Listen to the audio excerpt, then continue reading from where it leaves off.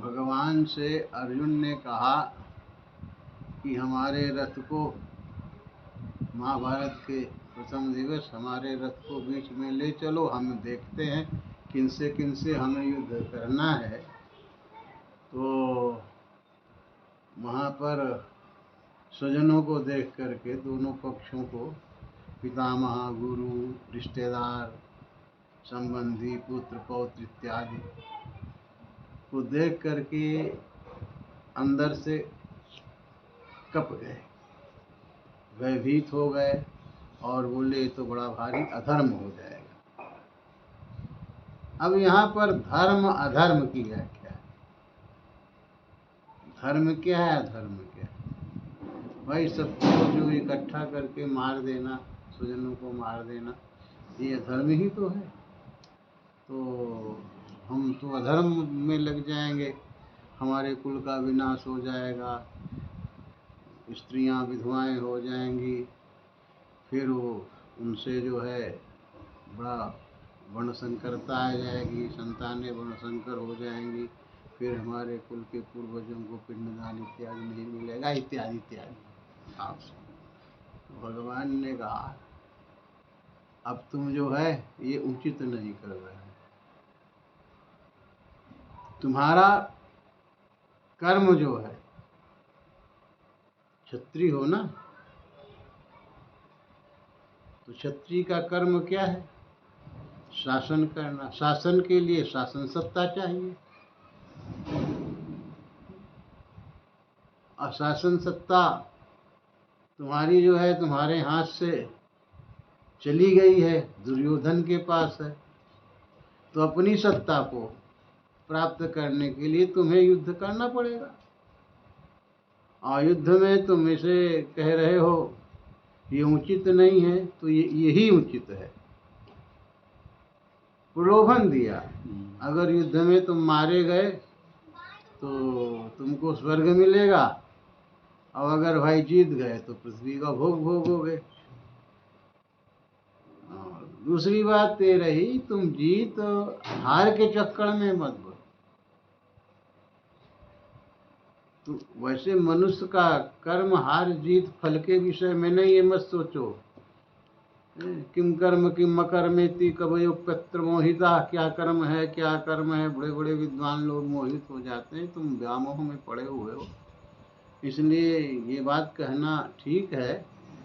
लेकिन एक बात समझो, मैंने जो चातुर्वर्ण की रचना की है, चातुर्वर्णम मया सृष्टम गुण कर्म स्वभावजः, गुण कर्म के स्वाभाविक गुण हैं। मैंने 4 प्रकार के वर्णों की रक्षा की। जो लोग कहते हैं ना कि मनुष्य ने जाति बनाई है, मनुष्य ने जाति नहीं, मनु ने नहीं बनाई है, भगवान स्वयं जाति बनाए, जाति को प्रकट किया है, वर्ण को, वर्ण का ब्राह्मण क्षत्रिय वैश्य शूद्र, ये उसके गुण और स्वभाव से कर्म होते हैं। तो अपने कर्म धर्म के अनुसार अगर तुम कर्म करते रहोगे तो सिद्धि को प्राप्त होगे। स्वे से कर्मण विरतः सर्वे संसिद्धिं विन्दन्ति मानवाः, अपने अपने कर्म में जो रत रहते हैं वही मनुष्य सिद्धि प्राप्त करते हैं। अपने कर्म को छोड़ करके दूसरे के कर्म को करोगे, दूसरे के धर्म, स्वधर्मे निधनं से या पर धर्मो भयावह, अपने धर्म में मर जाना ठीक है, दूसरे का धर्म भयावह। इसलिए तुम क्षत्रिय हो, तुम धर्म करो, तुम्हारा धर्म है युद्ध। और तुम ये जो सोच रहे हो, उनसे फिर बतलाया, आगे बहुत व्याख्या की। इसलिए स्त्रीप्रज्ञ हो जाओ कर्म में। और फिर भगवान ने उनको कहा कि तुम ये सोच रहे हो कि मैं मारने दिलाने वाला हूँ, तो तुम नहीं हो, ये स्वयं हो रहा है जो होना है। तो विश्वरूप दिखाया, सबको मरा हुआ दिखाया, और बाद को कह दिया निमित्त मात्र भव सब्यसाची। हे अर्जुन, तुम निमित्त मात्र हो, मारने मरने वाले नहीं। जो होना है वो होगा, पूर्व निर्धारण जो सृष्टि क्रम में हो रहा है वो तो होता रहेगा, पहले से विधान है।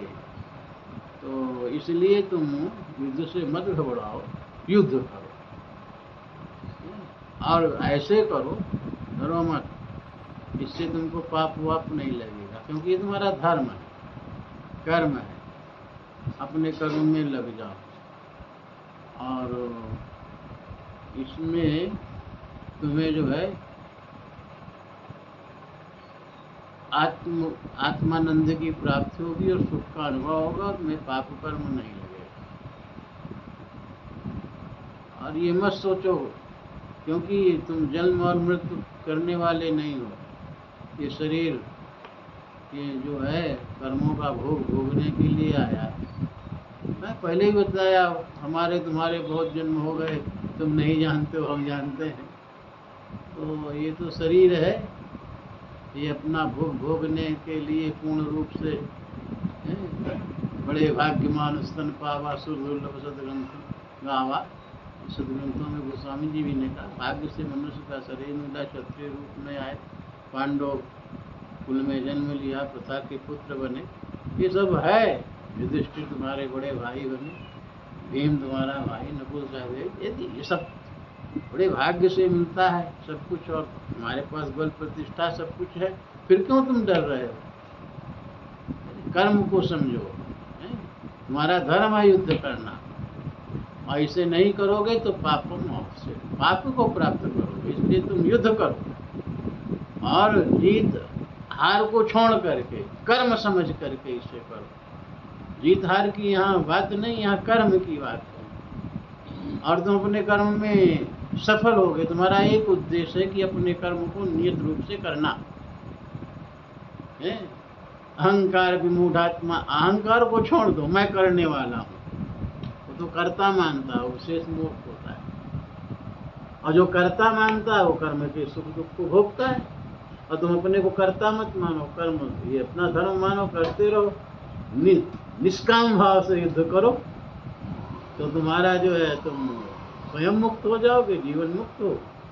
इत्यादि करके जब समझाया तो अर्जुन को समझ में आया।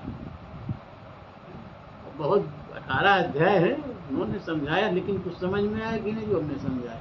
तो ऐसे समझा करके जब समझाया तो उनको समझ में आ गया। अर्जुन को बोले, ठीक है प्रभु, आपकी बात हमारी समझ में आ गई। पहले ही के शिष्यस्ते साधिमाम त्वाम शरणम प्रपन्न, मैं आपकी शरण में आ गया हूँ, हमें समझाओ, आपका मैं शिष्य हूँ। तो भगवान कह रहे हैं, शिष्य हो तो ये बात समझो। कर्मण्ये अधिकारस्ते माँ फलेषु कदाचन। तुम सोच रहे हो इनको मारूंगा, ये सब होगा, ये सब तुमको सोचना नहीं चाहिए। तुम्हारा कर्म में फल है, वो कर्म में अधिकार है, फल में नहीं। तुम्हारा कर्म है, धर्म है, क्षत्रिय हो, युद्ध करना, युद्ध करो। और जो पापरत हैं उनको मारो, जो पाप पक्ष में हैं उनको, यहाँ पर भाई बंधु, राजधर्म बड़ा कठोर होता है, क्षत्रिय धर्म बड़ा कठोर होता है। यहाँ अपने पिता भाई बंधु को भी दंड दिया जाता है, दंड दो। तो उनको समझ में आ गया, विराट रूप दिखाया था। उन्होंने कहा है, उन्होंने बात को अर्जुन ने कह दिया, गतो मोहा स्मृति लज्जा, हमारा मोह भंग हो गया, हमें स्मरण हो गया, और हम जो है करिष्ये वचनंतव, हम आपके वचनों का पालन करेंगे। स्वीकृत दे दिया, ज्ञान हो गया। तो जब कर्म का बोध हो जाता है, अपने कर्तव्य का, कर्म का कर्तव्य का बोध हो जाता है, कर्म का जो धर्म है वही कर्तव्य होता है, करने योग्य, कर्म ही कर धर्म है।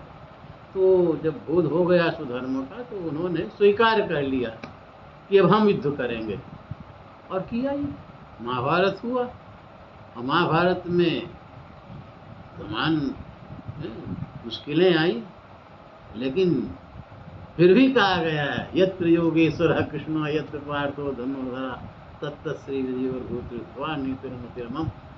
व्यास जी कहते हैं कि यत्र, जहाँ योगेश्वर भगवान कृष्ण है, और जहाँ पार्थ जैसा कर्म करने वाला है, वहाँ पर विजय अवश्य मिलती है। तो इसलिए जहाँ पर भगवान की कृपा हो, और अर्जुन जैसा दृढ़ निश्चय जिसने कर लिया है, तो विजय है। तो क्षत्रियों का उद्देश्य है वहाँ पर युद्ध के लिए, लेकिन इस गीता का ज्ञान सर्वांग सर्वपेक्षी, सब जगह लागू होता है। वो तो क्षत्रियों के लिए, ऐसे ब्राह्मण क्षत्रिय वैश्य स्वधर्म में, अपने धर्म में जो जिस कर्म में जहाँ पर लगे हुए हैं, जहाँ कर्तव्य पालन करना है, उसको अगर वो नियमतः अहंकार से रहित होकर के, मद और ममता से रहित होकर के, कर्तव्य समझ करके उसे करें, तो जीवन मुक्त ही होते हैं। ये गीता का उपदेश है। गीता का उपदेश भगवान का यही उपदेश है। ये मृत विद्या है, इसको जो प्राप्त कर लेता है वो अमर हो जाता है। जो कर्तव्य का बोध हो गया, शरीर का बोध हो गया, ये तो बोले ये शरीर तो नश्वर है, शरीर नश्वर है, अविनाशी भगवान है, सब जगह घट घट वासी है। तो घट घट में वो है, तो सब जगह वही है, सब जगह उसी की सत्ता है। लेकिन जहाँ आपकी श्रद्धा मांगो तो अपने कर्म में देखो। तो कर्म प्रधान विषय है, यहाँ कर्म में लग जाओ और कर्तव्य का निर्वहन करो, तो फिर मरने के बाद मुक्ति होगी, ये तो बेकार की चीजें हैं। जीवन मुक्त मतलब हरदम प्रसन्न रहो, हरदम प्रसन्न रहना, आनंद में रहना, यही परमानंद की प्राप्ति है। और फिर और ज्यादा लग जाए तो फिर भगवान से मन लग जाता है, तो प्रेमानंद आने लगता है, हरदम प्रसन्न रहता है। इसलिए जो है ये कर्म करने के लिए बहुत अच्छा साधन है, और हमारे सारे जीवन की विसंगतियों को दूर करती है। ये गीता, गीता की सूक्तियाँ, गीता के श्लोक, गीता के वाक्य हम ध्यान देते हैं। बस इसको पढ़ना और समझना, समझ में आई बात, ये करना चाहिए। बाकी संसार है यार, इसको चक्कर में जो पड़ गया नष्ट नष्ट पड़ गया। जय सीताराम, जय श्री हरिहर, जय जय। आज हमने अपने गुरु जी श्री आचार्य लाड़मणि गुरुदेव जी से गीता का कुछ वचनों का, श्लोकों का भावार्थ समझा, जिन्हें हमें अपने जीवन में अनुसरण जरूर करना चाहिए, और जिससे हम अपने जीवन के कर्म तो कैसे क्या करना है वो बताया। कर्म ही प्रधान है, और हम जिस भी कार्य क्षेत्र में जुड़े हुए हैं उस कार्य को बिना किसी अहंकार और ईमानदारी के साथ में उसको पूर्ण करना चाहिए। यही हमारा उद्देश्य होना चाहिए। हरे कृष्ण।